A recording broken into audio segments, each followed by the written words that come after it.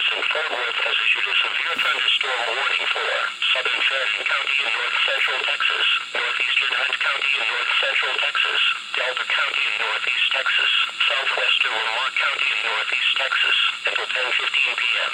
At 9:13 p.m., National Weather Service meteorologists detected a severe thunderstorm capable of producing quarter-size hail and damaging winds in excess of 80 miles per hour.